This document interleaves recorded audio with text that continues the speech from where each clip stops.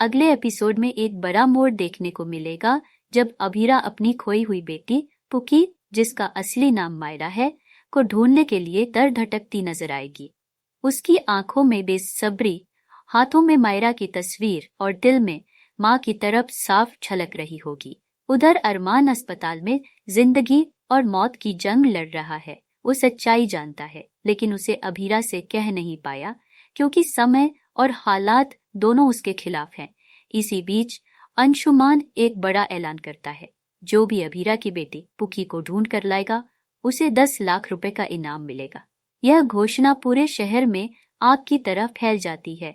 इस मौके का फायदा उठाते हुए एक महिला सरोजा अपनी ही मासूम बेटी को पुकी बनाकर सामने ले आती है।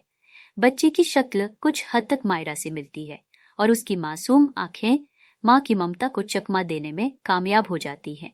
अभीरा जब उस बच्ची को देखती है तो फूट फूट कर रो पड़ती है और उसे गले लगा लेती है, मानो उसे उसकी जिंदगी वापस मिल गई हो। मगर यही वो पल है जब दादी सा चुपचाप उसे एक तरफ ले जाकर कहती हैं, बेटिया, जिसे तू अपनी पुकी समझ रही है वो पुकी नहीं है। अभीरा सन्न रह जाती है।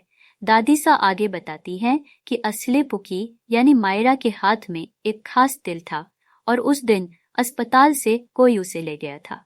दादी सा को यह सब सालों पहले ही पता चल गया था, लेकिन परिवार की हालत और अभीरा की तबीयत को देखकर उन्होंने चुप्पी साध ली थी। इस रहस्य के खुलते ही अभीरा के पैरों तले जमीन खिसक जाती है। नकली पुकी के साथ बिताए हर पल पर उसे शक होने लगता है। लेकिन कहानी यही नहीं रुकती। अस्पताल में पड़ा अरमान भी होश में आता है और कहता है, मायरा मेरी नहीं, तुम्हारी बेटी है। अभीरा यह सुनकर अभीरा की आंखों में आंसुओं का सैलाब आ जाता है। दर्द, पछतावा और प्यार सब एक साथ।